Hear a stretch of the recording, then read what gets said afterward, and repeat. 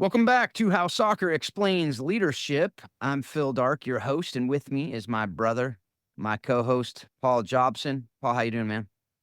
Doing great, man. We are in the thick of summer, and Warrior Way is rolling. Marcy just got back from the camp we did up in Wheaton, Illinois. It's our third year up there, so that went really well. And then preparing here in a week and a half for a group of about 25 to head out to Guatemala again. I think this is Oh, cool. year 8 or 9, I think, with a gap there with COVID, of course. But head to Guatemala again. So a group of 25 heading there, and obviously prepping for the fall Warrior Way. So man, things are just rolling, enjoying time with the kids and some vacation time that we had, which was great to get away. I always say vacation is great when you get towards the end of it and you're like, okay, I'm kind of ready to get home, kind of ready to get back into that routine. To me, I'm like, okay, that's been a good vacation. And Marcy and I always laugh because it takes another week or two. We're like, hey, can we go back to vacation again? Yeah, So, but things are rolling along really, really well. How are things with you, buddy? going pretty well. Going pretty well. We're planning a wedding. We got a bunch of weddings to go to this summer. I'm officiating a wedding on my 50th birthday. My nephew, so that'll be cool. Lots of cool stuff, lots of great stuff going on. There's, not without the stressors. We got stressors, of course. The wedding is both a stressor and an exciting thing, since it's my oldest daughter's in the first wedding of the bunch. So it's exciting. We just had the in-laws, future in-laws out and planning, and it was great. It's going to be fantastic. So I'm really excited for that. Got actually Kirsten's taking a little break from soccer for a little probably a couple more months, and so that is been a break for all of us, right? So Justin just won a tournament over the weekend, and we were just Beck and I were just talking about, man, it would have been even crazier to try to pack it all in this summer with Justin. He's now going to play football and soccer, so it's pretty cool. I'm excited that Justin's kind of living what we're talking about as far as multiple sports and being able to do that. And he did his full contact camp a couple weeks ago, Oh, wow. and that was something to behold, to watch him out there learning how to hit. And I just had some PTSD from my high school days of the same thing, and I didn't like it very much. So, I love hitting. It was weird. I love contact in soccer, but never in football. And it could have had something to do with the guys who were hitting me were really much bigger than I was, and Yeah, they it's a had little played different. like longer. Yeah, a lot more violent intentionally than well, some people do it intentionally. Anyway, that's not what we're talking about today. We're actually mixing it up today. We're doing a little what I'm going to call it the extra time episode, right? It's not an Yeah. off-season talk. It's in the middle of the middle, and it's extra time before our last interview. So we're just throwing you guys a little curveball here. But the other curveball is, if you're watching on video, like, this is probably the first time ever Paul and I, both of us, do not have hats on right now, which is crazy. I'm like, I'm struggling with, what are we doing here? I'm struggling with, if this even, it's not an interview. There's no hats. It's in the middle Well, of the if it season. weren't for Like, the introduction, probably people wouldn't know who we are. So I'm glad that you told everybody who we were, just in case they were wondering. that's true. We do look a lot different. That is true. That is true. Not only do we not have hats, but like the hair's, combed and like brushed. I don't know exactly what's going. You might have product in there. I don't even know what's going on here. Like, this is great. But what we're talking about today, I think it's a really important issue, and I think it's going to have many implications over college sports and college soccer in particular.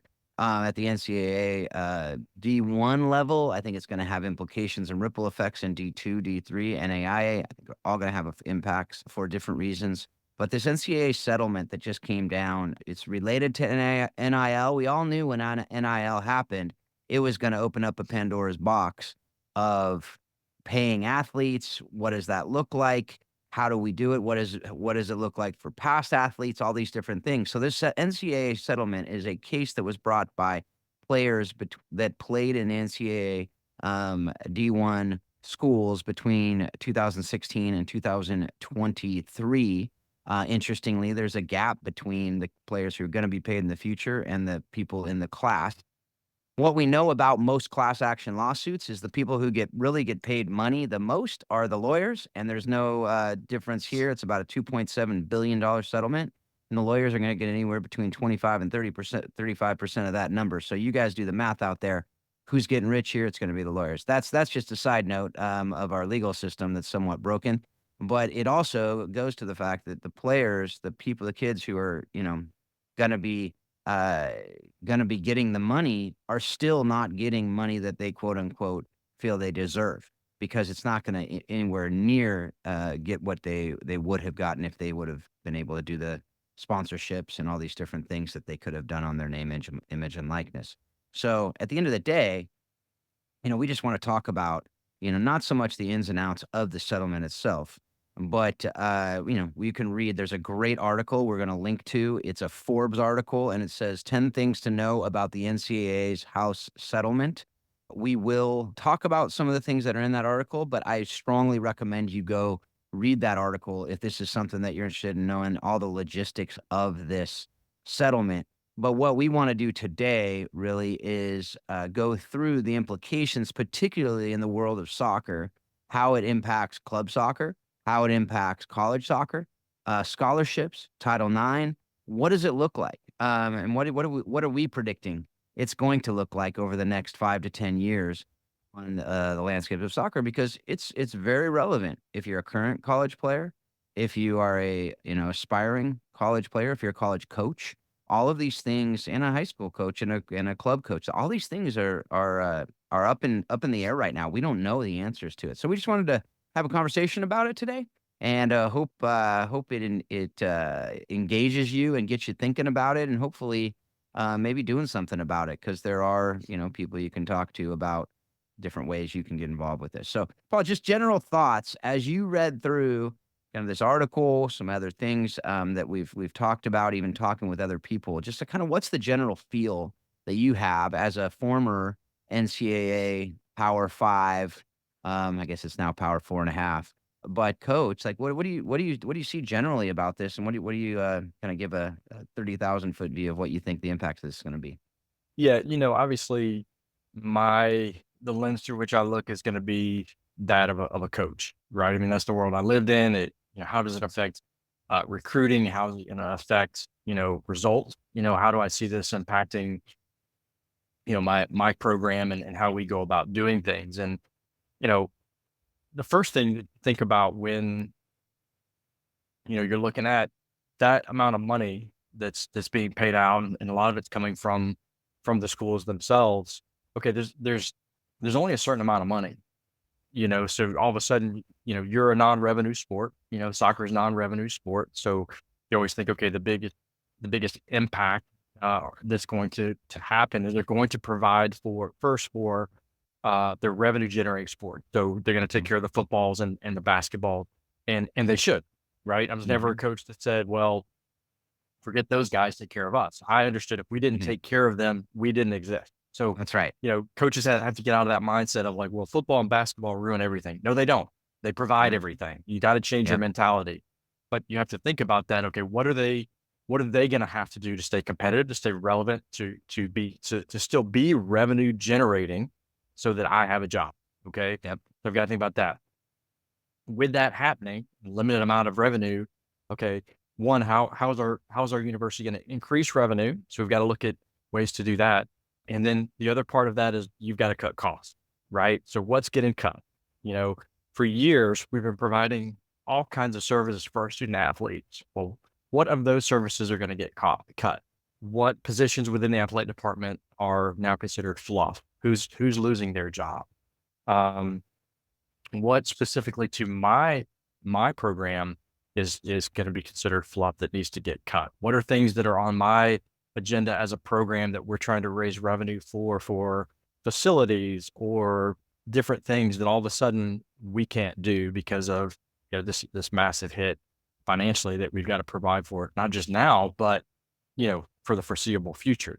And if anybody thinks this is just a one hit, it's not. This is just going to snowball and Yep. become bigger and bigger and bigger. That's where I hit. We can talk about the impact of recruiting from the youth side of it and all of that as well as we get into this. But that was my initial thing is like, man, if I'm running a program right now, you know, what do I need to be thinking about? 100%. Yeah, and I just wanna take a step back with that. I think that's a great kind of framing of I want to now go and say, all right, for those who have no idea what we're talking about, and you're like, I thought I was coming on to hear an interview today, and I'm listening about some settlement and law, and get me out of here. Well, this is very relevant to what if you're listening to this podcast, this is relevant to you because it's something like you said, it's not going away. This is just the beginning. We knew again, like this is a Pandora's box, and this isn't going to settle all cases for all time. In fact, this is going to lead to more cases. This is going to lead to more uncertainty because of what's going on. But essentially, what's happened is this class of former players have sued NCAA, and they wanted money because they said, "Hey, all these other people got money. We didn't get a chance to make money." Now, why it only went back to 2016? Why it only went to 2023? Those aren't questions we're going to talk about. I have no idea. It's probably I have no idea. Probably statute of limitations. I can't believe there's statute of limitations on this, but apparently that's the only thing I can imagine. But the parties agreed to $2.8 billion in damages to former college athletes and 22% of the average Power Five schools' revenues. So basically, that amount is about $20 million annually per school for future revenue sharing. So what's happening now is there's this $2.8 billion that's going to be split up amongst the Power Five schools and other NCAA Division I schools. Now, Division II, Division III schools are not part of the settlement. The interesting thing part of the settlement is only the Power Five schools were named parties, and only the Power Five schools were participating in the settlement. So they're now paying out. The Power Five schools have to pay. They're paying $1.1 billion. No, NCAA pays $1.1 billion. Power Five pays $1.65 billion of the settlement, and the remaining 27 Division I conferences have to pay $990 million, even though they had no role in the whole thing. So they're ticked off, right? The Big Sky was quoted. The Big Sky representative was quoted in the article, and they're like, "Hey, we had nothing to do with this whole settlement," and that's true. They had nothing to do with the whole settlement, except now they have to pay $990 million. Like you said, what's going to get cut? What's going to happen there? So that's kind of the past thing. All that money is going to go and pay players, and now they're figuring out like how do we pay the players? So that's another question. Is they have market share? How much is their how much money did they generate for the school? They're trying to figure out formulas. That's a whole different thing we're not going to talk about today because that's going to be another Pandora's box. So, Yeah. man, talk about lawsuits. You're going to get all kinds of lawsuits there. Somebody saying, "Hey, just because he's a quarterback doesn't mean he did. I did more for him because I was an offensive lineman, and we don't get the press, but we get So it's going to be it's a whole even within football itself. Let alone soccer players. Are any other sports going to get any money? Probably not. They might get $5. I got a battery settlement from Costco. I don't know if you got that, but it was like $3. I got $3 in my Venmo account. So that's usually what happens. Like I said, the lawyers get rich, the class members get $3, right? And that's probably what's going to happen. Your former players may get $3 in their Venmo account from this settlement. Who knows? Or they might get nothing. We don't know that. Future athletes, though, now this is where it gets really interesting. Like I said, 22 to 23%, and they're averaging it based on the Power Five. And it's going to be about, they're saying it's about 23 million a year is going to be split amongst the players, the current players and future players. It's going to start in 2025. Again, we talked about that gap. And that's another question is how do they get paid? How do they choose who gets paid? Where does that money go? Which sports does it go to? Does it only go to football and basketball? Does it only go to those players? Because it doesn't go to the sport itself. It goes to the players themselves, right? So that's where that's what's going to happen. And so I just want to give that overview. Again, if you want more details than that, do you see anything I'm missing there, Paul, as far as that, just that overview of it? No, it's a great overview of it. Okay. And so that is the overview I just wanted to throw out there now. Yeah. So the first thing I want to talk about is what do you think is going to happen with the men's side, non-football basketball sports with this settlement? Well, the one thing I didn't say, sorry. Yeah. Instead of scholarship, caps, they're going to have roster size caps. So that changes a lot as well because they can now pay every football player, every basketball player as much as they want to pay them, basically. But it's just roster size, not scholarship. It will basically make it so there's no walk-ons in those sports. But that's only the D1 level. So what do you think as far as D1 men's sports outside of football and basketball? You've already seen, history has already shown us that usually the first things to get cut are going to be your non-revenue generating men's sports, right? Because of Title IX and trying to create opportunities for women in sport. The men's sports are the ones that traditionally, prior to this legislation, prior to this settlement, the men's sports are getting cut. I mean, gone are the days of, wrestling, men's wrestling. Wrestling is starting to making a comeback because they've introduced women's wrestling.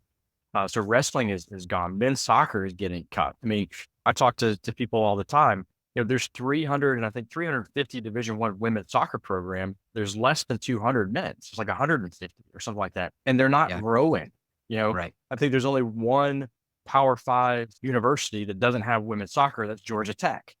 And for some reason they still don't have women's soccer. It used to be Kansas State and Georgia Tech. Now it's just Georgia Tech. I could list you 160 Division I men's programs that don't have men's soccer. Okay. So the first thing that's going to get cut are these men's programs because that's what they've done. I mean, they're not going to redirect what they found to be successful and what they can and can't cut. And you're just going to see, more and more of those programs, men's programs go away in what's left of the Power Five institutions, probably in my opinion. And I can only say that because traditionally that's what's been done. Right. I mean, Yeah. would you agree with that? I totally agree with that.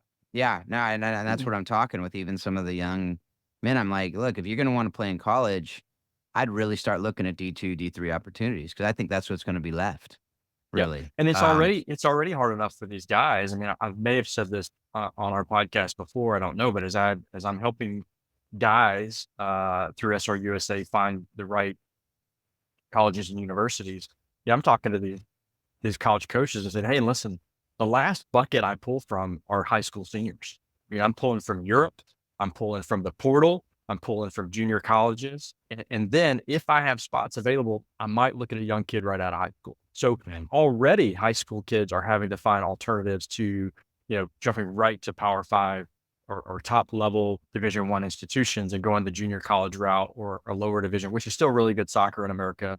colleges, or Oh, they're having yeah. to find a gap year program. I mean, you're Yep. seeing gap year programs starting to pop up here in the state because someone has realized, why are we sending all these kids to Europe? We have an opportunity right here in America to do this. So, to your point, this is only going to expand that need for guys to play here in the States. What it's also going to do, though, I think, is the growth of the academies, right? Our Yeah. MLS academies are growing. I think they're starting to do a really, really good job of developing players and providing opportunities for these guys right out of high school.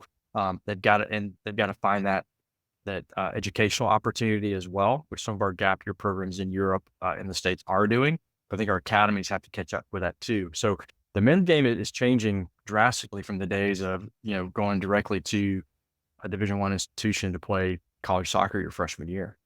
Yeah, absolutely. No, and I think even that doesn't stop at D1. It's D2, No, D3, the absolutely. internationals, the transfer portal, and I mean, if it all trickles down to D2, then the transfer I mean, I think your point with the academies and the postgraduate academies with education opportunities, things like that, that should be a massive investment area for the soccer world because, I thought D1, D2, college soccer was starting to really roll and pick up, and then this settlement, I think, is gonna make a big take a big hit in that because of the fact that there's just not gonna be the same amount of money that's gonna be allowed for it. If they take out all scholarship caps and the reality is, talking with some college coaches, they don't even get the scholarships that they're allotted because the school can't afford it. So now when they're having to pay into this pot to pay the athletes at their school, you know, at like CBU, I'm wearing a CBU soccer shirt. They don't have football. They have basketball. So what's going to happen at a school like that? But who are they going to play? Yeah. like there's only so many teams. So these are like questions. Once you open up one box and answer one question, that has implication on the other questions. And that's why I think it's just, some of it's a wait and see. But I think you need to be eyes wide open as you're going through this process, particularly, current college players and high school players right now. Like this is a complete unknown waters, uncharted seas, whatever analogy you want to use. Like that's what's going on right now. Well, Okay, so there's oh, nothing go ahead. protecting. Sorry, there's nothing protecting the men's program. You Right. know, when you look at the women's side, there's a little bit of protection when you talk Yeah. about Title IX and some of those Yep. things that somewhat protect. Now, the women's programs are going to get hit too, because at the end of the day, you can talk Title IX all you want. And I know you want to talk about that and you can give some Yep. detail about that. And you talk Title IX all you want. But if you don't have the money, you don't have the money. Mhm. So That's right. we're going to see some changes on the women's side too, but the men's side is going to hit directly first because there's no protections in place for the men's game. That's right. And Title IX, that's where I want to go next. I mean, great segue.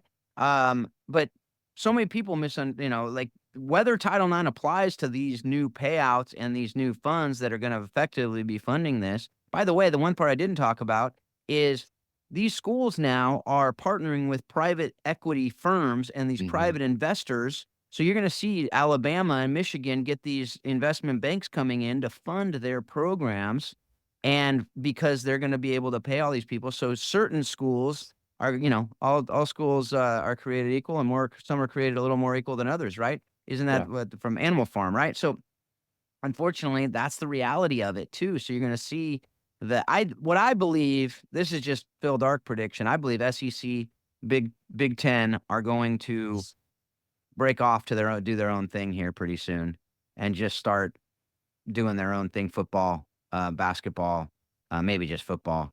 And they're going to have their own playoff system. It's going to be like AFL versus NFL back in the day. Yeah. I see something like that happening down the road. The SEC's already talked about wanting to break away from the NCAA before all this. Yeah. And with all this, man, I mean, once you start throwing money into it and private equity firms and all this other stuff. So Yeah. that's a whole different thing. But Yeah. so the question is, oh, Hang go on, ahead. before you transition into Title IX, one other thing I think we should talk about that a lot of people probably don't understand about college athletic is that we talk about revenue generating sport, right? Yeah. That doesn't mean the athletic department is profitable. Okay. Yeah. Most of our athletic department, even in the Power Five, are being supplemented by the university themselves. So Mhm. even if let's say the athletic department goes to build a new, $40 million building. Well, who's giving them the loan for that? They're not going to a bank. They're usually That's borrowing right. that money from the university itself. So they're in debt to the university when it comes to some of these major projects. So there are very few institutions from an athletic department standpoint that are standing on their own. So even like these massive football programs, they're getting supplemented by the university. So Right. I think we have to understand that too, that there's not just an impact on the athletic departments themselves. Sometimes talk about college athletics, we forget about the college, we forget about the university. These universities are going to be impacted drastically as well, and they're going to be calling the shot. Those athletic directors, they report directly to a board and to a president, and are accountable for this. So I want to throw that out there because I think it's Yeah. important that people understand a little bit the full picture of it. Is that these athletic departments are not standing just on their own. They are somewhat being propped up by the university themselves, and that those decision making. Some universities are more likely to understand that athletics is the front porch of the university, and there's a lot to that. And some may just say, hey, you know what, we've pushed this envelope as far as we can, and that's I think a decision process that we need to kind of have in the back of our minds as we're talking through some of this stuff as well. So I just want to throw that out there before we move Yeah. on to paint a bigger picture before we move on to the next phase of that.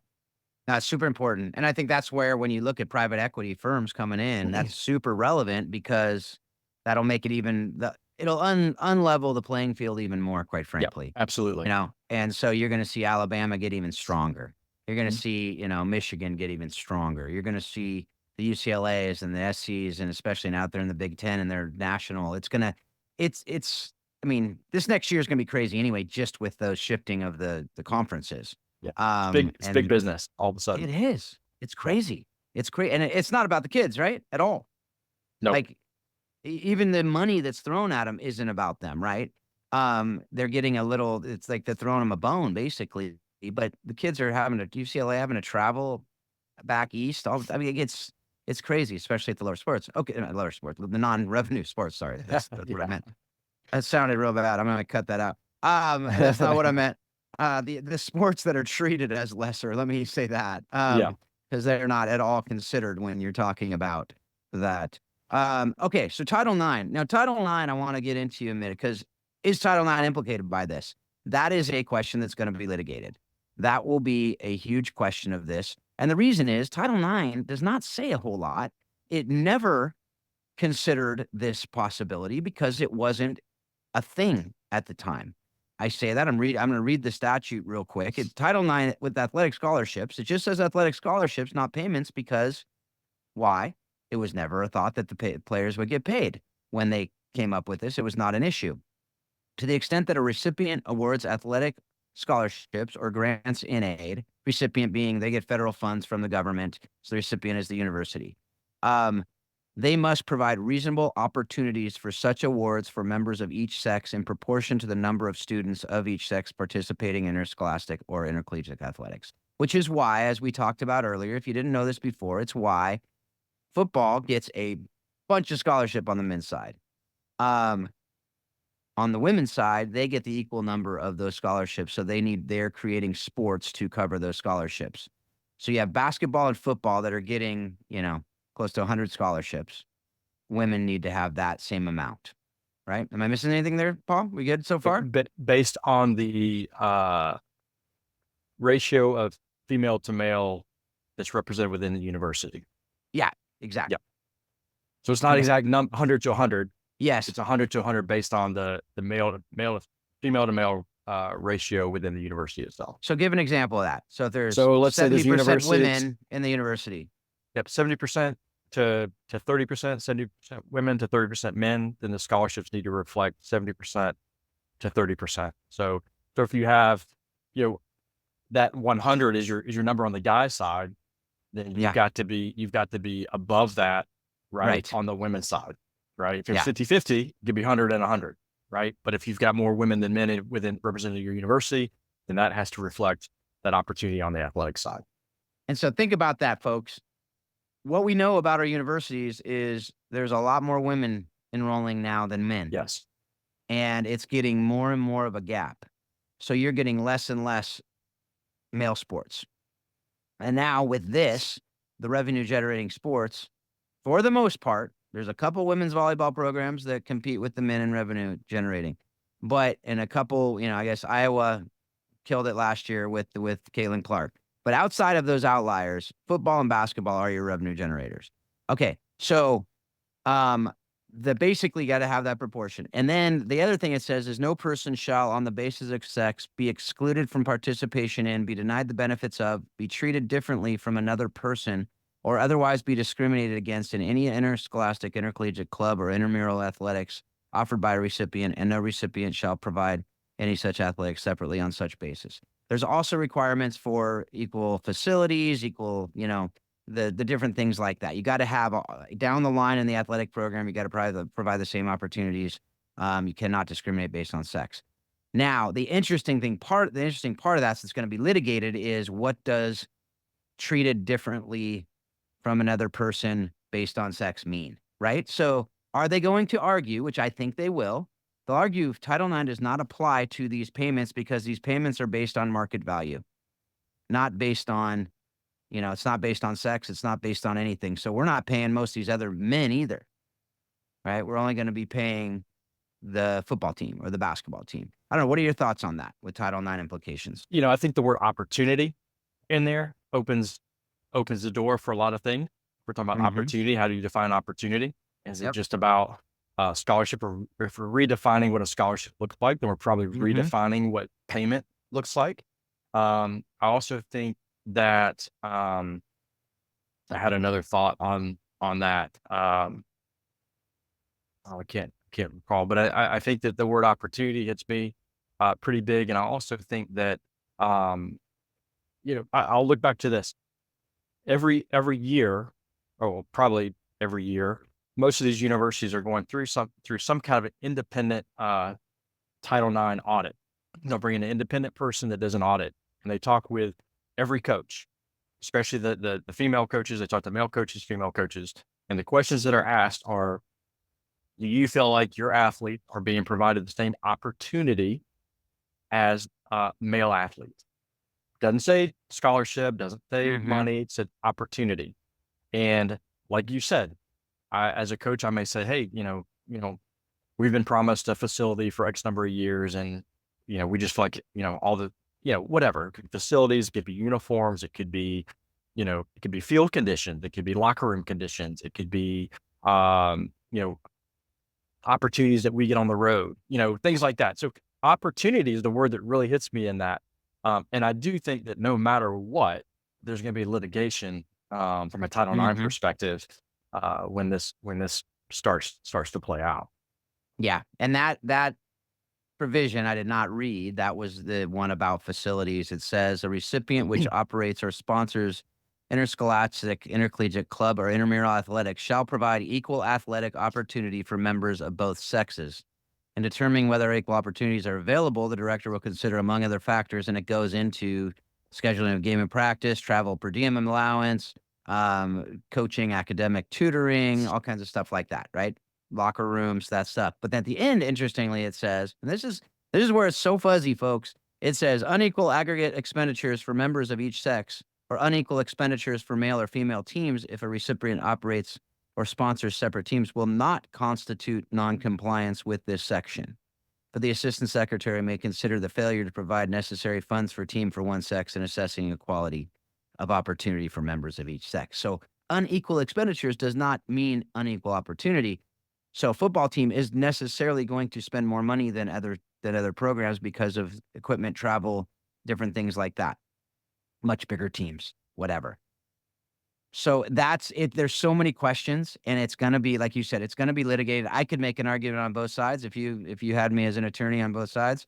This is where my legal background comes into play. I'm like, oh, I could totally see this. My father-in-law's like, you got to get back into it so you can be a part of all this. But and it gets the juices going because you see the legal issues here are so unclear. This Yeah. statute is vague and ambiguous necessarily to this issue because it never thought about this issue. You're not going to see in legislative history them talking about this, I'm guessing. You're Yeah. not going to know what they believe. So either Congress is going to have to come up with an amendment to Title IX to apply to this, which they very well may do, or what I think is going to happen is the courts are going to make a decision about it, and then Congress is going to come along and make some legislation about it. That's my prediction on it. It might be the opposite direction, and it might not be that we have litigation because Congress will address it, but I doubt that because Congress doesn't do anything efficiently. So, and I think most people would agree with that. Anyway, any other thoughts on Title IX? I mean, I think it's unclear, and I think that's one of the things we need to understand is because it's unclear. Um, I don't think women's sports is going to reduce. I think if anything, women's sports will increase the number of women's sports and women's opportunities and women's scholarship opportunity. They won't be scholarships; they'll be payments.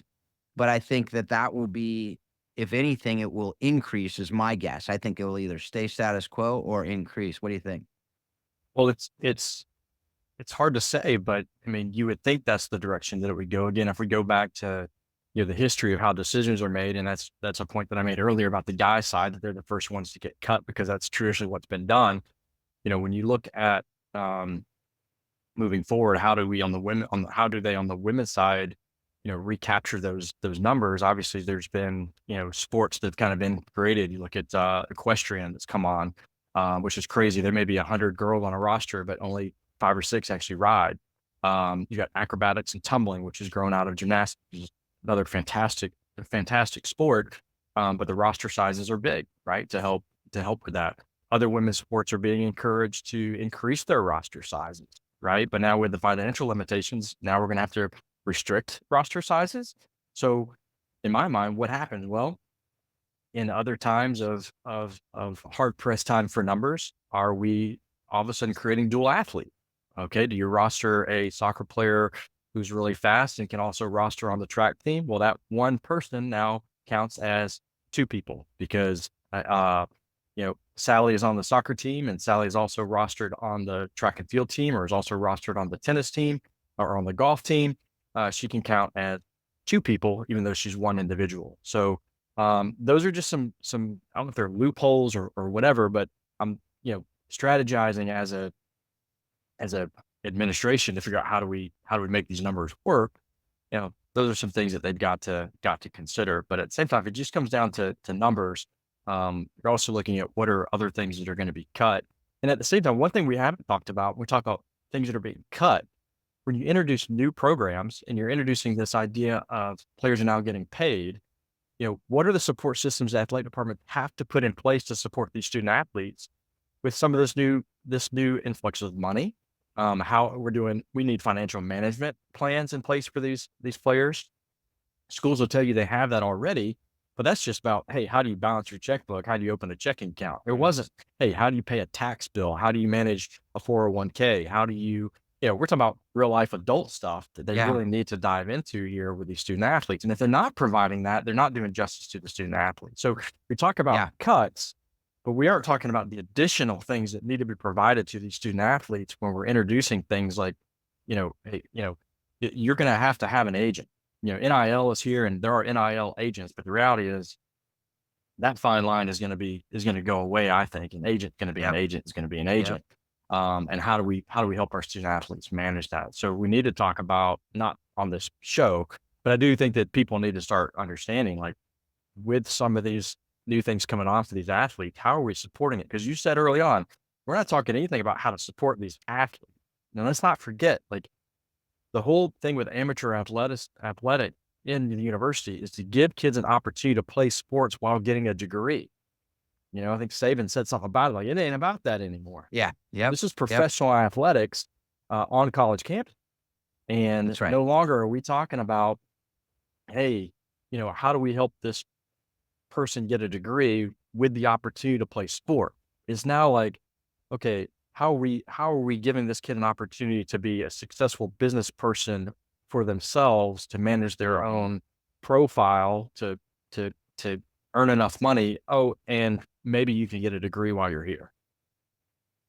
I think you just brought up something that I think goes directly to why we're doing this show, which is sports have become about money. Yeah. And like Saban said, I got out of this because it stopped being what I got into it for. Yes. And I think you've seen that as well. I think a lot of coaches have seen that where you're like, man, I want to just pour into people, pour into humans and make them better humans, but it's not about that anymore at the high levels. I think there are still coaches. Of course, there's still coaches who do it. We're interviewing some of them, Absolutely. right? And there's Absolutely. still great people doing it for the right reasons. And we're getting that out there, but we need to fight for that.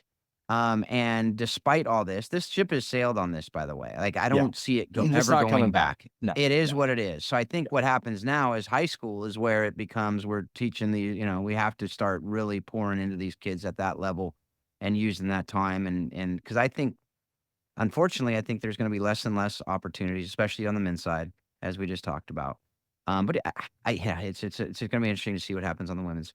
But I think um what you talked about, if 75% of NFL and, most pro athletes go bankrupt within 2 years, I think it's 75%, it might be 50, but it's a high So number it's higher than within 50. Yeah. yeah, I think it's 75% go bankrupt within 2 years of leaving the sport.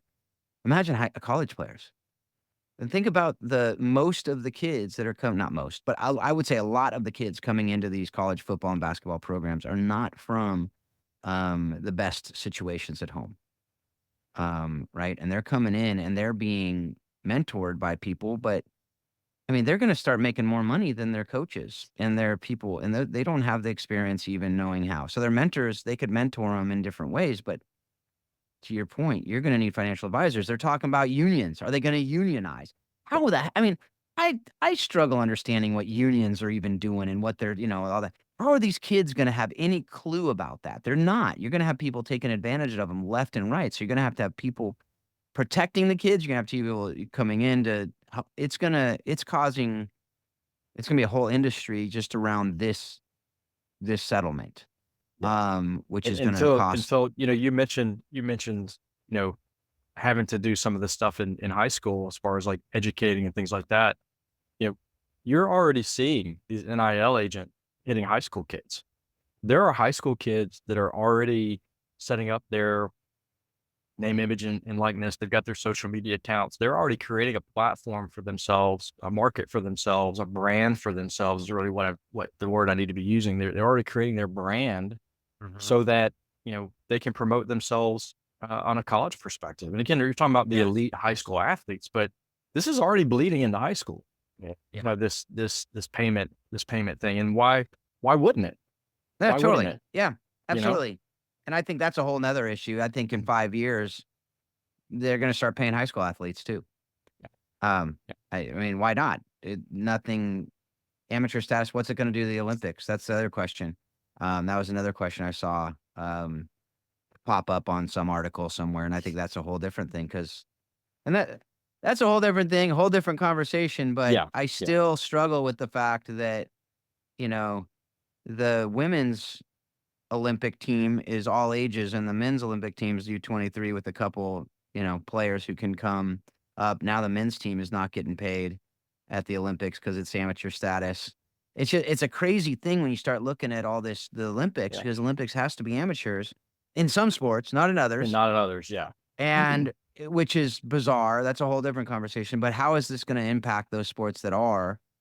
If all of our athletes are going to start getting paid at some level, will then they be unable, and I know there's loopholes and all that stuff that you see over but Yeah. that's, I think, why I wanted to do this episode, to be able to talk with you about these issues, because this is not a simple thing. This is not "Oh, the kids are gonna get paid, cool. That's good, they're finally getting paid because people were making money off their backs." The implications of college athletes getting paid go far and wide, and Yeah. they impact the college students. College is gonna get more expensive too, because the tuition has just already gone up and made That's why I way brought that up more. about the institution. Where do you think they're going to It's recover their Yep, costs? they're going just like when you increase minimum wage, the food prices go up. Now you're gonna see tuition go up even more because they're gonna have to pull it from somewhere. Yeah. And, it's gonna be really, really interesting to see what the next couple years brings. But, I wanna just kinda cut it off there. I know we could go Yeah. on and talk about it for much longer, but any last thoughts on this, and just to kinda tie it together? I think that, you said the ship has sailed, the cat's out of the bag, whatever you want to say, that you're not putting it back in. This is happening. It's kind of like AI. If you want to fight AI, hey, listen, it's happening whether you like it or not. Um, you know, we've got to figure out, I think, for me, I have young kids. I've been in this industry a long time. Again, how do we best take care of our people? How do we best take care of these? They're still student athletes. Until we take student out of it, I think it's slowly diminishing the importance of that. But again, I think the other side, as I say that, I also want to say we are talking about the elite of the elite. We've Mhm. got a ton of student athletes who are playing at other divisions, other levels, who Mhm. are doing it because of the love of the game. I would encourage people to look a little bit more closely at some of these other divisions, especially Yep. on the men's soccer side. There's an awesome soccer being played Yep. at the junior college level. There's Oh, great 100%. soccer. Yep. So, I would love to see something where, you know, that's a whole nother topic. Just start investing and looking at where are the kids that are playing to love the game? I went to the point where I basketball is a good example for me. I used to like professional basketball a long time ago. I don't like watching professional basketball anymore because it is about the money. It's about their political thing. It's about their own personal brand. So I liked college basketball. College basketball is starting to get to the point where I don't like watching college basketball anymore Mhm. because, Mhm. a guy's there 1 year and he's gone. There's Yep. no loyalty to a school. There's no loyalty to an NBA team. So where can I get my basketball fix? Well, I'm going to start looking at what are the smaller schools where guys are there and I can follow who they are and what they're about. How do they grow? How do they develop within their systems? So anyway, I think there's other ways to kind of get your fix. But yeah, this thing is crazy. I'll tell you, just I'm so glad not to be in it. I'll just say that out loud Totally. in public, Yeah. 1,000%, because again, it's for someone else. It's not for me. Yeah. And Yeah. there's some great people out there that are trying to figure it out. That are going to make it work. They're doing a great job. That was not for me. This whole thing. I think if I, Marcy and I laugh, if ever got back into college athletics, it'd be in a school like just a tiny little school where in the middle of Yeah, nowhere, where it's that's back to right. the basics of, hey, you want to come get an education and let's play some Yeah, soccer and let's grow yeah, and build a family. That's where you want to be. So anyway, that's where I'm yeah. at. I think this is an ongoing conversation forever and ever, but I think it's worth people talking about because there's a lot of people are making a lot of assumptions based on uh, really zero information. And I think you Right. brought some great points that really dive into like what is really happening. Yeah, and I will say on that note, the settlement hasn't even been approved by the judge. I think it will be approved. I think there might be some tweaks, but at the end of the day, it's important to talk about, and I wanna make sure you're at least if you haven't heard of it, which it may be the case, it's only a month and a half old. People are making a lot of assumptions, and I just wanted to kinda get on here to say, "Hey, here's what we know." I thought that Forbes article did a very good job with it. So I'm gonna put that Forbes article. You can find a lot more articles out there too. I'm just gonna put that one article in there, and it does talk about a couple other articles, whatever. But be aware of it. Don't get freaked out and go overboard and go, oh my gosh, the sky is falling. No, it's not falling. Things will happen. It will be okay.